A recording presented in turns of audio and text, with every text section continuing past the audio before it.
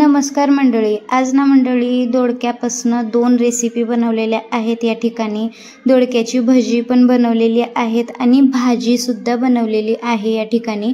तर झटपट होणारी रेसिपी आहे, कधीतरी अशा वेगळ्या पद्धतीची भजी बनवून पहा, आवडेल तुम्हाला आणि अप्रतिम लागतात, चवीला सुद्धा भन्नाट लागतात।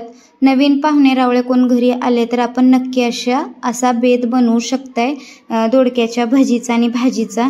तर आता इथं मी अशा स्लाइस मध्ये दोडके कापून घेतलेले आहेत, तुम्ही बघू शकताय। मस्त असे पातळ स्लाइस मध्ये कापून घ्यायचे आहेत या ठिकाणी। आता इथं मी अर्धी वाटीपेक्षा थोडंसं जास्त बेसन घेतलेलं आहे आणि आता याच्यामध्ये काही मसाले ॲड करून घ्यायचे आहेत, म्हणजे बेसिक मसाले आहेत, जास्त काही नाही। तर जिरं, हळद आणि चवीनुसार मीठ टाकायचं आहे या ठिकाणी। तर इथं मी लाल तिखटचा वापर केलेला आहे, तुम्ही हिरवी मिरची सुद्धा याच्यामध्ये ठेचून टाकू शकताय। तर मी लाल मिरचीचाच वापर केलेला आहे या ठिकाणी। तर इथं पाव चमचा इतकं ओवा घेतलेला आहे, हातावर क्रश करून टाकायचं म्हणजे फ्लेवर छान येतो त्याच्याने आणि पचायलाही हलके जातात।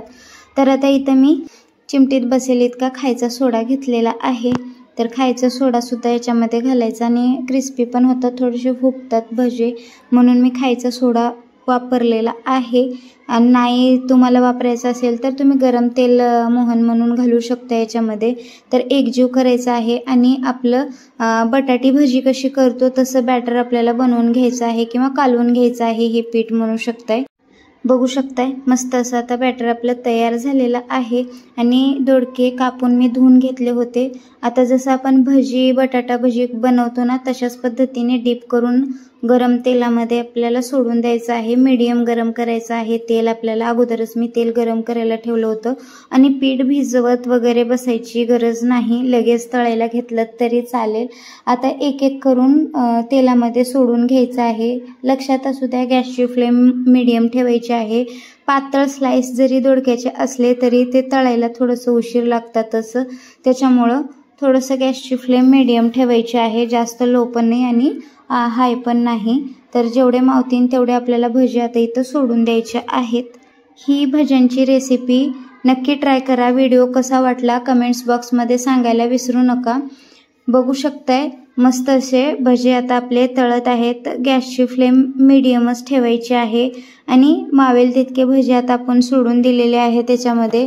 आता उलटपुलट करून याला बदाम कलर येईपर्यंत आपल्याला तळून घ्यायचं आहे।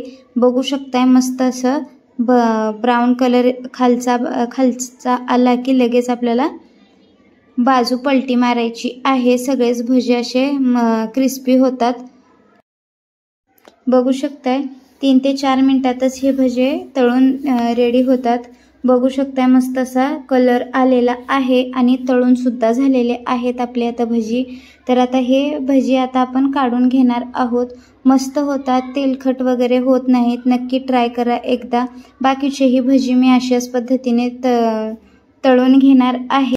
आता आपण ही सुद्धा भजी काढून घेणार आहोत, अशाच पद्धतीने तळून घेतलेले आहेत। आता आपण दुसरी रेसिपी बघणार आहोत। तर दोडक्याची भाजी साधी सोपी आणि झटपट होणारी आहे। तर मी इथं काही टिप्स सांगितलेले आहेत या भाजीमध्ये, तर नक्की फॉलो करा किंवा नक्की व्हिडिओ शेवटपर्यंत बघा, म्हणजे तुम्हाला कळेलच। असं बारीक स्लाइसमध्ये दोडका कापून घेतलेला आहे आणि त्याला आता पाण्याने 1-2 पाण्याने स्वच्छ धुवून घ्यायचं आहे आपल्याला। तर आता इथे एक कढई गरम झाल्याच्या नंतर याच्यामध्ये 4 ते 5 चमचे तेल घालून घ्यायचं आहे किंवा तेलाच्या पळीने 1 ते 1.5 पळी तेल घालून घ्यायचं आहे। तेल मस्त गरम झालं की याच्यामध्ये जिरं मोहरी घालायचं आहे पाव चमचा आणि आता याच्यामध्ये कढीपत्त्याचे पानं सुद्धा मी टाकून दिलेले आहेत।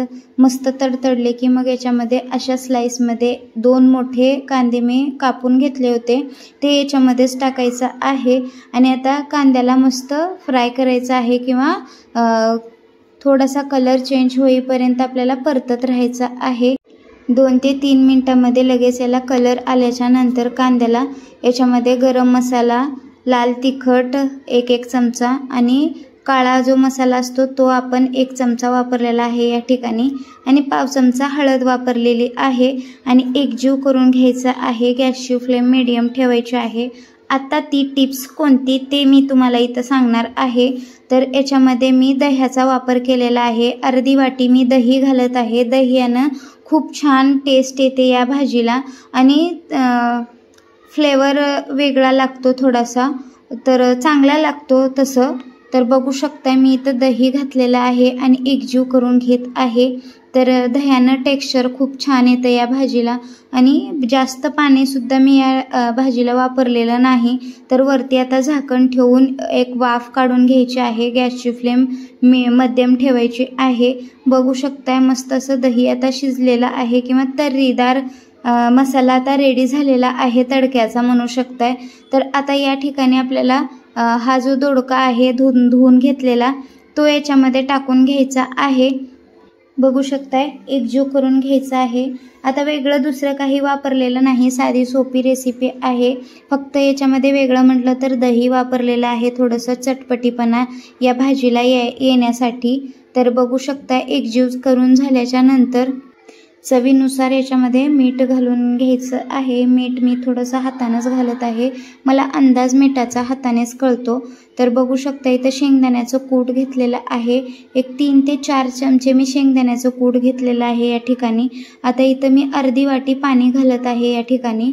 तर अर्धीच वाटी पाणी घालत आहे, कारण पूर्ण भोपळा शिजल्यानंतर तुम्हाला दाखवते। वरती झाकण ठेवून 8 ते 9 मिनिटं आपल्याला याला किंवा 10 मिनिटं म्हटलं तरी चालेल शिजवून घ्यायचं आहे। आता आपण याला अधूनमधून उघडून परतत राहायचं नाही। तर लास्टलाच मी एकदाच दाखवत आहे तुम्हाला। बघू शकताय अजिबात भाजी खाली चिटकत वगैरे नाही नॉनस्टिकची कढई असल्यामुळं। तर बघू शकताय अजिबात खाली भाजी आता चिटकलेली नाही, मस्त असं टेक्स्चरसुद्धा आलेलं आहे आणि चवसुद्धा या भाजीची मस्त भन्नाट लागणार आहे। व्हिडिओ कसा वाटला कमेंट्स बॉक्समध्ये सांगायला विसरू नका।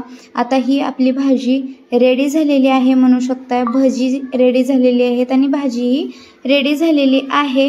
अप्रतिम दिसत आहे आणि आता गॅस बंद करून घ्यायचा आहे आपल्याला आणि सर्व करायचं आहे। मस्त दिसते। माझ्या चॅनलवर नवीन असाल तर प्लीज सबस्क्राईब करा, फेसबुकला फॉलो करा। व्हिडिओ कसा वाटला कमेंट्स बॉक्समध्ये सांगायला विसरू नका। परत भेटू नवीन रेसिपी